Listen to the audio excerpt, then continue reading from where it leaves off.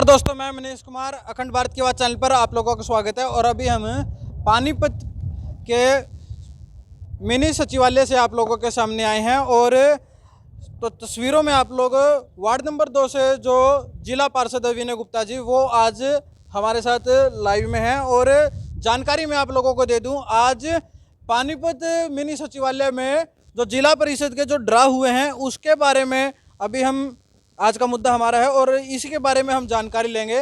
जो विनय गुप्ता जी हैं, जो अंदर थे जिसमें जब जिला परिषद के जो ड्रा चल रहे थे, तो अभी जानकारी लेंगे। क्योंकि ये पंचायत राज के जो इलेक्शन होने थे, जो जिला परिषद के, ब्लॉक समिति के और सरपंचों के, ये काफ़ी दिनों से इंतजार में हैं। काफ़ी लोग इसकी उत्सुकता में हैं। हर कोई जो गांव से संबंधित व्यक्ति है वो पंचायत चुनाव की इंतजार कर रहा है। तो आज ड्रा हुए हैं, उसको लेकर अभी हम बातचीत करेंगे। हाँ जी गुप्ता जी, क्या कुछ रहा जो ड्रा हुए हैं? आज जिला परिषद के 17 वार्डों के ड्रा हुए हैं, जिसमें हमें जो जानकारी मिली है उसमें ward number 3, ward number 5, ward number 7, 9, 11, 13, 15 और 17 ये महिला के लिए रिजर्व करे गए हैं। और वार्ड नंबर 1, वार्ड नंबर 16 और 17 ये एससी के लिए हैं, जिसमें वार्ड नंबर 1 महिला के लिए है और वार्ड नंबर 17 महिला के लिए है। और 5 और 13 बीसी के लिए, ward number 5, ward number 13 BC महिला। अच्छा, पहले आपसे पहले भी समय समय पे बात हुई है, 2 बार ड्रा हो चुके हैं, अब फिर एक ये ड्रा हुआ है।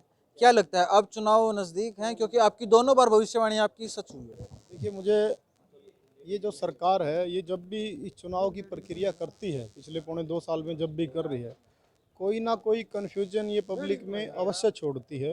क्योंकि ये सरकार गुमराह करने वाली सरकार है प्रदेश के लोगों को। आज के ड्रा में भी इन्होंने क्या कन्फ्यूजन छोड़ा है पब्लिक को, कि जो महिला के लिए रिजर्व कर दिए हैं ना, वो ठीक है, महिला के लिए रिजर्व हो गए, लेकिन जो दूसरे वार्ड है जिनमें जेंट्स खड़ा हो सकता है, ओपन कर दिया है, उसमें इन्होंने लिख दिया अदर देन वुमेन, यानी कि इनमें महिला नहीं खड़ी हो सकती, जो कि महिलाओं के मौलिक अधिकारों का हनन है। ऐसा तो देश में कभी भी नहीं होता। कोई भी रिजर्व अगर चीज़ है वो रिजर्व के लिए तो ठीक है, लेकिन जो ओपन है उसमें कभी बैन नहीं होता। अब जैसे हमारे एमएलए के लिए कोई सीट रिजर्व है, उसमें ठीक है, रिजर्व कैटेगरी का व्यक्ति चुनाव लड़ सकता है, विधायक बन सकता है। परंतु जो ओपन एरिया हैं विधानसभा के, वहाँ से रिजर्व कैटेगरी के लोग चुनाव लड़ सकते हैं। महिला पे कोई बैन है नहीं आज तक कभी भी देश में, कि यहाँ के भेदभाव हो रहा है? भेदभाव नहीं हो रहा, मौलिक अधिकारों का हनन हो रहा है, ये बड़ी बात है। भेदभाव छोटी बात है। जो फंडामेंटल राइट हैं देश के संविधान के मुताबिक, कोई महिला है वो किसी भी वार्ड से खड़े हो सकती है। आप ये कैसे कह सकते हो कि महिला उस वार्ड से खड़ी नहीं हो सकती? ठीक है, आपने रिजर्वेशन दो, 33% का महिलाओं का पहले भी था, कांग्रेस गवर्नमेंट में पहले से चलता रहा है।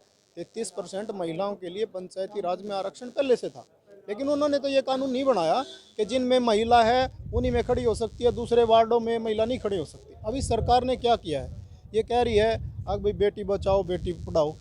कैसे बेटी बचाएंगे, कैसे पढ़ाएंगे, जब महिलाओं के फंडामेंटल राइट को ख़त्म कर रहे हैं। अभी जो दूसरे वार्ड हैं उनमें इन्होंने लिख दिया अदर देन वुमेन, यानी कि इन वार्डों में महिला खड़ी नहीं हो सकती। हम इस बात का विरोध करते हैं और सरकार के इस फैसले की निंदा करते हैं कि महिलाओं के मौलिक अधिकारों का हनन नहीं होना चाहिए।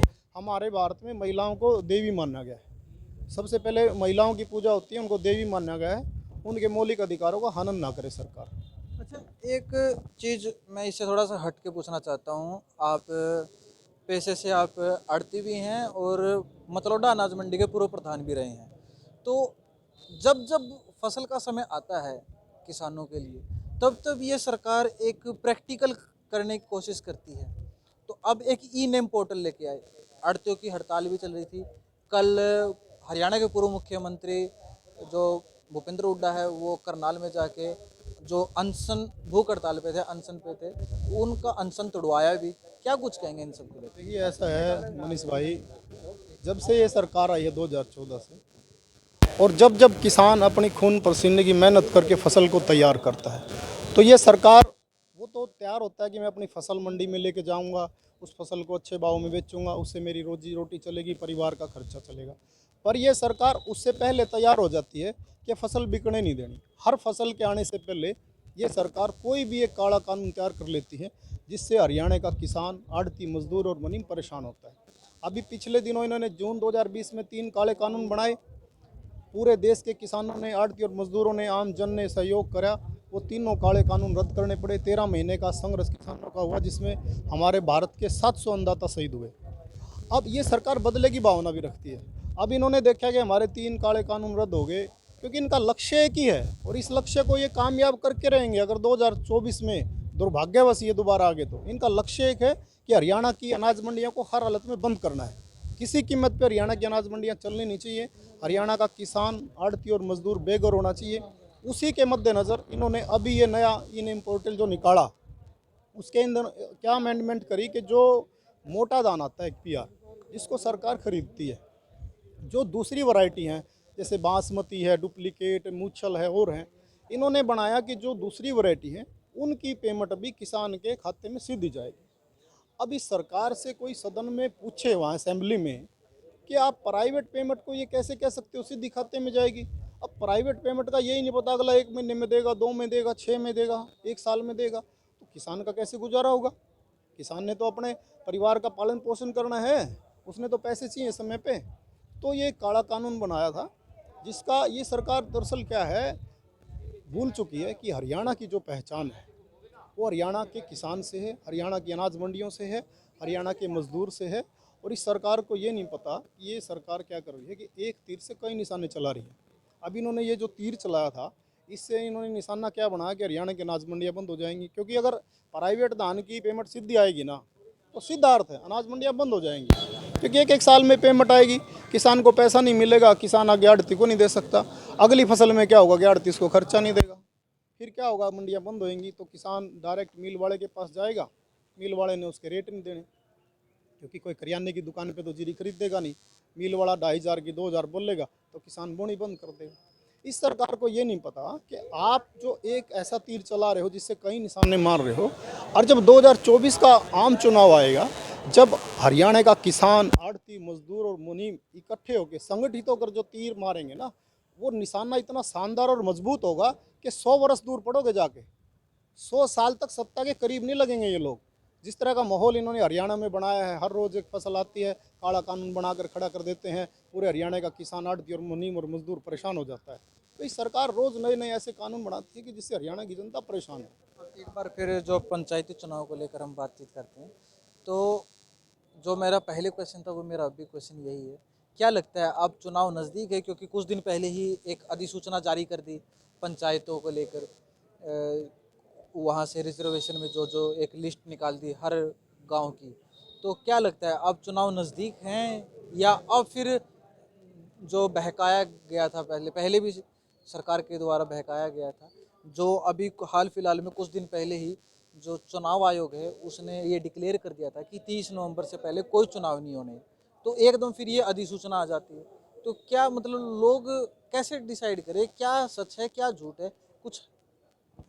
देखिए ऐसा है, मैंने ये बात कई बार कह ली है। 19 सितंबर की गोहाना रैली हुई थी पूरे प्रदेश के आड़े, तो वहाँ भी मैंने कहा था, देखो ये बात तो बिल्कुल सच है कि इस सरकार से पूरे प्रदेश की जनता का भरोसा उठ चुका है। विश्वास को इन पे करा नहीं जा सकता। लेकिन जहाँ तक पंचायती राज की चुनाव प्रक्रिया की बात है, मुझे ऐसा लगता है कि अब काफ़ी हद तक ये प्रक्रिया ठीक चल रही है, परंतु इसमें जो ये महिला के अधिकार का हनन हुआ है, इससे मुझे लगता है कि कहीं ना कहीं कोर्ट में कोई महिला, कोई साथी जा सकते हैं, तो इसमें अड़चन आ सकती है।